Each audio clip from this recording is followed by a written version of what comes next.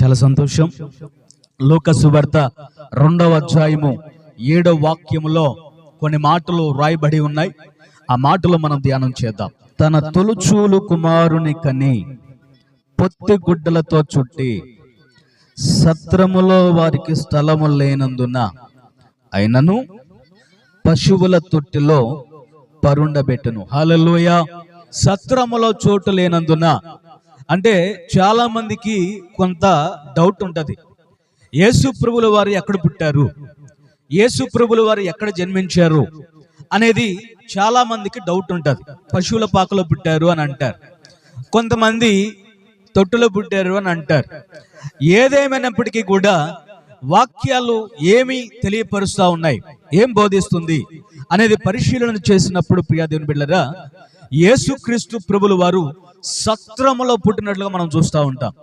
అయితే మరి సత్రములో స్థలము లేనందున అని అన్నాడు అంటే ఆల్రెడీ సత్రములో పుట్టారు. అయితే అక్కడ సత్రములో స్థలము లేనందున ఎందుకు లేదు అని అంటే, ఆ రోజుల్లో ఇశ్రాయేలు ప్రజలకు అనగా వారు ఆ దినాలలో పాత నిబంధన గ్రంథాలు పరిశీలన చేసినప్పుడు, చరిత్ర మనం ధ్యానం చేసినప్పుడు, చరిత్రను మనం పరిశీలన చేసినప్పుడు అక్కడ రాయబడినటువంటి శాస్త్రవేత్తలు, నేను రాసిన మాటలు కాదు, లేకపోతే నేను రచించినటువంటి జ్ఞానం కాదు, అయితే శాస్త్రవేత్తలు చెప్పినటువంటి ఆ యొక్క విధి విధానాలు పరిశీలన చేసినప్పుడు ప్రియా దేవుని బిడ్డలారా, వారు చెప్పిన మాట ఏంటనంటే, వారు యేసుక్రీస్తు ప్రభుల వారు సత్రములో జన్మించారు అని చెప్పి ఉన్నారు.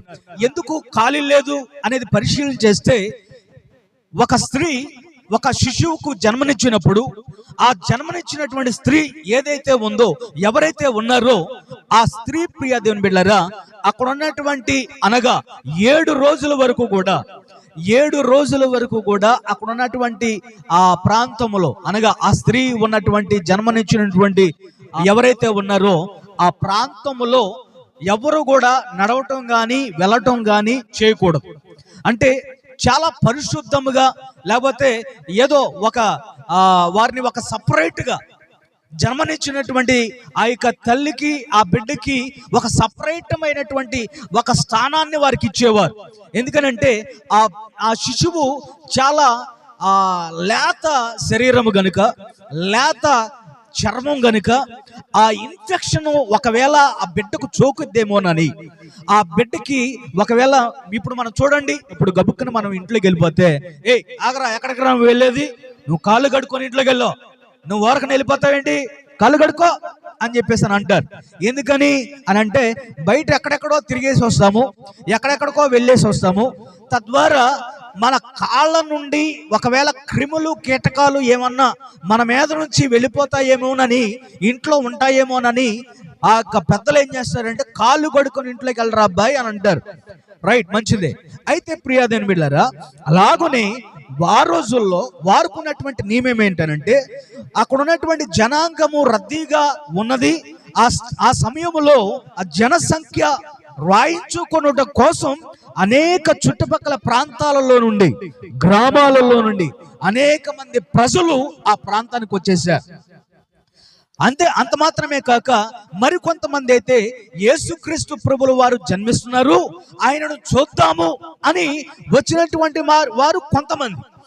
ఆ ప్రాంతానికి ఒకేసారి అంత జనాంగం అంతా కూడా వచ్చేసి సత్రములో ఉండేసరికి ఆ సత్రం కాస్త ఎలా అయిపోయిందని అంటే, రూములు ఉన్నాయి, ఉన్న రూములన్నీ కూడా బాగా కొద్ది ధనం ఉన్నటువంటి వారందరూ బుక్ చేసేసుకున్నారు. బుక్ చేసేసుకొని ఆ రూముల్లో ఉన్నారు. మరి కొంతమంది అయితే స్థలం లేకపోతే మాకు బయట ఉన్నా పర్లేదు, మాకు బయట వాకిలైనా పర్లేదు, మేము ఏదో ఒకటి వేసుకొని అక్కడే పడుకుంటాం, అక్కడే ఉంటాం అని వాళ్ళు కాస్త ఏం చేశారంటే ఆ ప్లేస్ని ఆక్యుపై చేశారు. అయితే మొత్తానికి ప్రియా దేవుని బిడ్డలారా, మరియమ్మ గారు యేసు ప్రభుల వారికి జన్మనిచ్చారు. జన్మనిచ్చిన తర్వాత అక్కడ వారు ఉండడానికి స్థలము లేనందున ఏముందండి, చదవండి ఇప్పుడు ఆ మాట. తన తొలుచూలు కుమారుని కని పొత్తుగుడ్డలతో చుట్టి సత్రములో. ఒక్కో మాట మనం ధ్యానం చేద్దాం. చూడండి, తన తొలుచూలు కుమారుని కని, ఏముంది అక్కడ, కని అంటే ఆల్రెడీ ఎక్కడున్నారు వాళ్ళు? సత్రములో ఉన్నారు. సత్రములో ఉండి ప్రియదేవుని బిడ్డలారా, అక్కడ కనిన తర్వాత అక్కడ స్థలము లేనందున వాళ్ళు ఏం చేశారంటే అంతా చూశారు. ఎక్కడ చూసినప్పుడు కూడా ఏ సత్రంలో కూడా ఖాళీ లేదు. ఏ సత్రంలో కూడా ఖాళీ లేదు ప్రియదేవుని బిడ్డలారా. ఖాళీ లేనందున ఆఖరికి అక్కడ ఒక పాకు ఉంటే ఆ పాకులోకి వెళ్ళిపోయి అక్కడ పశువుల తొట్టులో ఆ యేసు ప్రభుల వారిని ఏం చేశారు? పరుండి పెట్టారు. హల్లెలూయా, హల్లెలూయా. అర్థమైందా? ఇప్పుడు అర్థమైందా? క్లియర్ అయిపోయిందా? ఇప్పుడు యేసు ప్రభుల వారు ఎక్కడ పుట్టారు? సత్రములో పుట్టారు. ఇది ఇంతకాలము చాలా సార్లు ఎంతో మంది ఎన్నోసార్లు ఏమంటే ఈ వాక్యాలు మనం చదివేశాం, కానీ మనకు అర్థం కాలేదు. కానీ ఈ రోజున పరిశుద్ధాత్మ దేవుడే మనతో మాట్లాడారు. హల్లెలూయా. మనము దేవుని యొక్క వాక్యంలోనికి మనం వెళదాం. ప్రభువు అంటే ప్రభుకి స్థలము లేదు అని అంటున్నాడు. ఇక్కడ ప్రభుకు స్థలము ఇస్తే, ఇక్కడ మనం సత్రములో మనం చదవబడిన వాక్యాన్ని పరిశీలన చేసినప్పుడు అక్కడ ప్రభుకి స్థలము లేదు అని అన్నాడు. ఓకే, రైట్, బానే ఉంది. ఒకవేళ మనం ప్రభువుల వారికి స్థలం ఇస్తే ఏం జరుగుద్ది? స్థలం ఇస్తే మన జీవితంలో ఎలాంటి కార్యాలు జరుగుతాయి? ఒకవేళ యేసుక్రీస్తు ప్రభువుల వారికి, యేసు ప్రభుల వారు మన కోసమే జన్మించారు, మన కోసమే వచ్చారు, మన కోసమే ఈ భూలోకంలోనికి అవతరించినట్లుగా మనం చూస్తూ ఉన్నాం. అనేక మాటలు మనం తెలుసుకున్నాం, మనకు తెలుసు. అయితే ఒకవేళ ప్రతి ఒక్కరూ కూడా ఈ రాత్రికాల సమయంలో ఈ మాటలు వింటే ప్రతి ఒక్కరూ కూడా ప్రియదేవుని బిడ్డలారా ఈ సత్యాన్ని గ్రహించవలసిందిగా మనం చేస్తూ ఉన్నారు. యేసుక్రీస్తు ప్రభువుల వారికి స్థలం ఇస్తే ఏం జరుగుతుంది అనేది కొన్ని విషయాలు మనం ధ్యానం చేద్దాం. చూడండి, లూకాసు సువార్త 7వ అధ్యాయము 36వ వాక్యాన్ని మనం ధ్యానం చేద్దాం. లూకాసు సువార్త 7వ అధ్యాయము 36వ వాక్యం. పరిసయ్యులలో ఒకడు తనతో కూడా భోజనము చేయవలనని ఆయనను అడిగను. ఆయన ఆ పరిసయ్యుని ఇంటికి వెళ్ళి భోజన పంక్తికి కూర్చుండగా. హల్లెలూయా. చూడండి, నెంబర్ 1, యేసయ్యకు స్థలం ఇస్తే ఏం జరుగుతుంది అని అంటే, యేసయ్యకు స్థలం ఇస్తే ప్రియ దేవుని బిడ్డలారా క్షమాపణ కలుగుతుంది. ఏం కలుగుతుంది? యేసయ్యకి మనం స్థానం ఇస్తే మన జీవితంలో ప్రియ దేవుని బిడ్డలారా యేసు ప్రభుల వారికి మన గనుక చోటునిస్తే మన హృదయములో చోటునిచ్చినప్పుడు, మన హృదయములో ఆయనకి స్థానాన్ని ఇచ్చినప్పుడు ఆయన చేసే మొదటి కార్యం ఏంటంటే ఈయనంటారు క్షమాపణ కలుగు చేసేవాడిగా ఉన్నాడు. ఆ పై వచనాలు కింద వచనాలు మనం ధ్యానం చేసినప్పుడు ప్రియ దేవుని బిడ్డలారా ఆ రోజుల్లో పరిసయ్యులు శాస్త్రులందరూ కూడా ఏం చేసేవారు తెలుసా? యేసు ప్రభుల వారిని పరీక్షించడానికి వచ్చేవారు, యేసయ్యను నిందించడానికి వచ్చేవారు, యేసయ్యను అనుమానించడానికి వచ్చేవారు. అటువంటి వారిని కూడా దేవుడు ఏం చేశాడండి? క్షమించి వారితో కలిసి భోజనం చేయడానికి ఇష్టపడ్డాడు. చూడండి ప్రియ దేవుని బిడ్డలారా, ఈ రోజున మనం యేసయ్యకు మనకు చోటునిస్తే ఈయన ఈ పరిసయ్యుడు కాస్త ఏం చేశాడు? యేసయ్యకు చోటిచ్చాడు గనుక ఆయనకు క్షమాపణ దొరికింది. ఈ రోజున మనము కూడా మన జీవితంలో దేవునికి చోటిస్తే, దేవునికి స్థానాన్ని ఇస్తే దేవుడు కూడా ప్రియ దేవుని బిడ్డలారా మన జీవితంలో అద్భుతాలు చేసేవాడై ఉన్నాడు. మన జీవితంలో మనం చేసిన ప్రతి అతిక్రమములను బట్టి దేవుని మహిమపరిచి దేవునికి స్థానాన్ని ఇస్తే ఆయన మన జీవితంలోనికి వచ్చి, మన కుటుంబంలోనికి వచ్చి, మన హృదయంలోనికి వచ్చి మనల్ని క్షమించేవాడిగా ఉన్నాడండి. మనకి క్షమాపణ కలుగు చేసి మనకు వెలుగునిచ్చేవాడిగా ఉన్నాడు. యేసయ్యకు స్థానాన్ని ఇచ్చేవారిగా ఉండాలి, యేసయ్యకు చోటునిచ్చేవారిగా ఉండాలి. ఈ రోజున నీ జీవితంలో యేసయ్యకు చోటునివ్వగలిగితే, యేసయ్యకు స్థానాన్ని ఇవ్వగలిగితే ఆయన నీ జీవితంలోనికి వచ్చి నీ జీవితంలో ఉన్నటువంటి ప్రతి పాపమును ఆయన క్షమించేవాడిగా ఉన్నాడు. ప్రతి పాపమును ఆయన నీ జీవితంలో ఉన్న ప్రతి విధమైన వేదన అంతటిని కూడా కొట్టివేసేవాడిగా ఉన్నాడు అనే లేఖనాలు స్పష్టంగా తెలియపరుస్తూ ఉన్నాయండి. ఈ రోజున నీవు యేసయ్యకు చోటునివ్వగలవా? యేసయ్యను నీవు ఆహ్వానించగలవా? యేసయ్యను నీవు ప్రేమించగలవా? యేసయ్యకు నువ్వు ఒక్కసారి నువ్వు చోటునివ్వగలిగితే నీ జీవితాన్ని మార్చివేయగలిగిన సమర్థుడు నా నజరేయుడైన యేసు. హల్లెలూయా. నెంబర్ 2, రెండవదిగా మనం చూస్తే యేసయ్యకు స్థానాన్ని ఇస్తే, లేకపోతే యేసయ్యకు చోటునిస్తే రెండవదిగా ఏం జరుగుతుంది? లూకా సువార్త 19వ అధ్యాయము 3వ వాక్యం. యేసు ఎవరో అని చూడగోరెను గాని పొట్టివాడైనందున జనులు గుంపులు గుంపులుగా కూడి ఉండుట వలన చూడలేకపోయెను. హల్లెలూయా. ఇక్కడ ఒక మనకు వ్యక్తి కనిపిస్తా ఉన్నారు. ఈ వ్యక్తిని గురించి మనందరికీ తెలుసు. ఆయన పేరే జక్కయ్య, పొట్టి జక్కయ్య అంటారు. అయితే ఆయన ఆ రోజుల్లో యేసు ప్రభుల వారు దేవుని యొక్క వాక్య సందేశాలను చెప్పుకుంటూ వెళుతూ ఉన్నారు. ఆయన ఇలాగనే దేవుని యొక్క సన్నిధిలో, ప్రియ దేవుని బిడ్డలారా, సమాజంలో ఆయన నిలబడి వాక్యం చెప్తా ఉంటుంటే ఆయనతో కూడా ప్రజలందరూ వచ్చేసారు. ప్రజలందరూ వచ్చి ఈ వీధంతా కూడా జనాలతో కిక్కిరిసిపోయేసరికి భయంకరమైనటువంటి జన సమూహము తరలి వచ్చేసరికి ప్రియ దేవుని బిడ్డలారా, ఈయనకి నిలబడి యేసు ప్రభుల వారు ఎక్కడున్నారో చూద్దామని ఈయన ప్రయత్నం చేస్తుంటే కనబడట్లేదు ప్రియ దేవుని బిడ్డలారా. అయితే దేవుని వాక్యం చెప్తా ఉంది, ఈయన కనబడిపోయేసరికి చెట్టెక్కి యేసు ప్రభుల వారు ఎక్కడ ఉన్నారో, ఏం చేస్తున్నారో, ఎలా ఉన్నారో అని కనులారా చూద్దామని ఆయన చెట్టెక్కి చూస్తూ ఉంటుంటే ఈలోగా ఈ విషయాలన్నీ కూడా యేసు ప్రభుల వారికి తెలిసిపోతా ఉన్నాయి. తెలిసిపోయేసరికి దేవుని వాక్యం చెప్తుంది ప్రియ దేవుని బిడ్డలారా.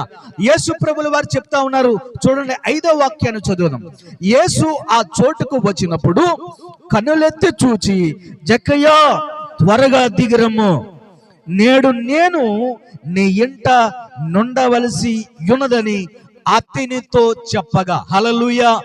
చూడండి ప్రియ దేవుని బిడ్డలారా, యేసయ్యను చూడాలని, యేసయ్యను చేర్చుకోవాలని, యేసయ్యతో కలిసి ఉండాలని, యేసయ్యను తన గృహంలోనికి ఆహ్వానించాలని దేవుడు జక్కయ్య ఇష్టపడిన ఆ యొక్క వ్యక్తి, ఆ యొక్క ఆశను యేసు ప్రభుల వారు చూచారు. ప్రియ దేవుని బిడ్డలారా, చూచిన వెంటనే ఈయన హృదయములో ఆశపడ్డాడు. ఆ హృదయ వాంఛ కాస్త ఏమైపోయింది? యేసయ్యకు తెలిసింది, వెంటనే తీర్చేశాడు. హల్లెలూయా, హల్లెలూయా.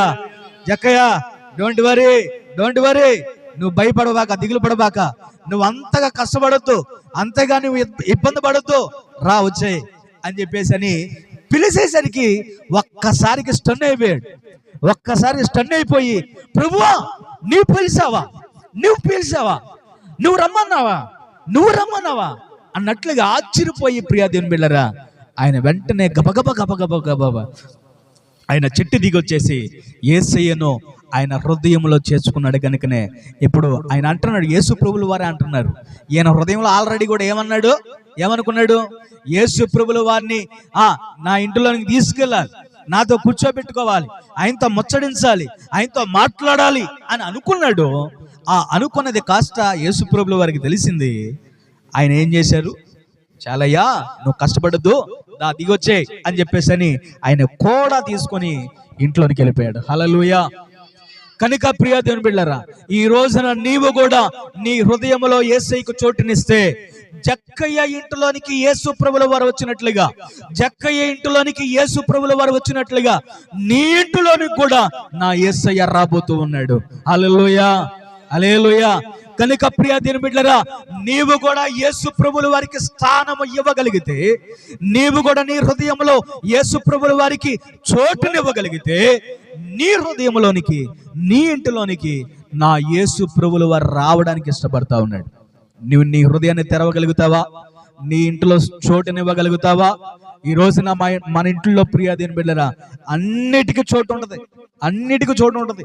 టీవీ పెట్టుకోవడానికి చోటు ఉంటుంది, ఫ్రిడ్జ్ పెట్టుకోవడానికి చోటు ఉంటుంది, ఏమండి మంచం వేసుకోవడానికి చోటు ఉంటుంది, బుక్స్ పెట్టుకోవడానికి అలమార్లు ఉంటాయి, అలమార్ల నిండా బట్టలు సర్దేస్తాం, ఏమండి గోడల నిండా మేకులు కొట్టేసి ఫోటోలు దిగేస్తాం, అన్నీ పెట్టుకుంటాం, ఏమండి అన్నిటికీ చోటు ఉంటుంది. కానీ మన యేసయ్యకు మాత్రం ప్రియ దేవుని బిడ్డలారా చోటు కనబడటలేదు. ఈ రోజున నా యేసయ్య అంటున్నారు, నీ హృదయములోనే మాత్రమే కాదు, నీ ఇంటిలో కూడా చోటునివ్వు. నీ హృదయములో, నీ ఇంటిలో నాకు చోటునిస్తే నీ జీవితాన్ని, నీ కుటుంబాన్ని మార్చేస్తాను అని అంటున్నాడు. ప్రియా దేవుని బిడ్డలారా, నీ జీవితంలో ఆనందముతో నేను నింపుతాను అని అంటున్నాడు. ఈ రోజున నీ హృదయము ఏమంటే నీ గృహము ఆనందకరముగా మార్చబడాలి అని అంటే, సంతోషకరముగా మార్చబడాలి అని అంటే, నీవు గనక చోటునిస్తే ఆయన ఖచ్చితంగా పరిశుద్ధాత్మ దేవుడు నీ గృహాన్ని, నీ యొక్క హృదయాన్ని ఆనంద బాష్పాలతో నింపేసేవాడిగా ఉన్నాడు. హల్లెలూయా. గట్టిగా చప్పట్లు కొట్టి దేవుని నామమున మహిమపరదమా. రైట్, మంచిది. యేసయ్యకు చోటిస్తే, నెంబర్ 3, మూడవదిగా యేసయ్యకు చోటిస్తే ఏం జరుగుతుంది? మూడవదిగా చూస్తే మత్తయి సువార్త 9వ అధ్యాయము 24వ వాక్యాన్ని మనం ధ్యానం చేసినప్పుడు అక్కడ రాయబడిన మాటను మనం చదువుదాం. స్థలమీయుడి ఈ చిన్నది నిద్రించుచున్నదే గాని చనిపోలేదు, వారితో చెప్పగా వారాయనను అపహాసించారు. చూడండి, యేసు ప్రభువుల వారు వచ్చి వారితో చెప్తా ఉన్నారు. ఏమని అంటే, ఈ చిన్నది చనిపోయినది అయ్యా, ఈ చిన్నది చనిపోయింది కాబట్టి మీరు ఏదో ఒకటి చేసి ఈమెను బతికించండి అయ్యా అని కోరింది వాళ్ళే, పిలిచింది వాళ్ళే, అన్ని చేసింది వాళ్ళే. ఇప్పుడు ఆమె దగ్గరికి వచ్చి ప్రార్థన చేసి, ఏమండి చిన్నదానా లే, ఈ చిన్నదాన్ని నిద్రిస్తుంది కానీ చనిపోలేదు, లే అని చెప్తుంటే అక్కడ ఉన్న వారంతా కూడా ఏం చేస్తున్నారంట?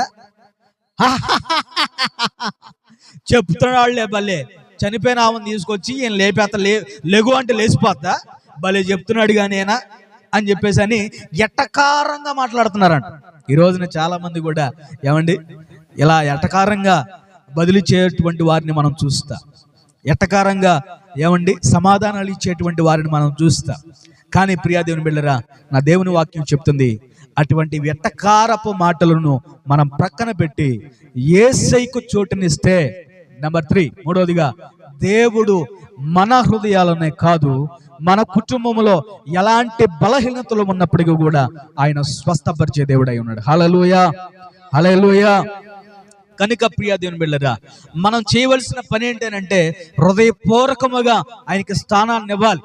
ఆయనకి స్థానాన్ని ఇస్తే, చోటునిస్తే ఆయన బాగుపరచడానికి, కార్యం చేయడానికి ఆయన ఎప్పుడు సిద్ధంగానే ఉన్నాడు. ప్రియా దేవుని బిడ్డలారా, అందుని బట్టి దేవుని నామానికి మహిమ కలుగునట్లుగా గట్టిగా దేవుని స్తోత్రం చెప్తామా? హల్లెలూయా. చూడండి, 38వ వాక్యాన్ని చదువుదాం. అదే మార్కు సువార్త 5:38. మార్కు సువార్త 5వ అధ్యాయము 38.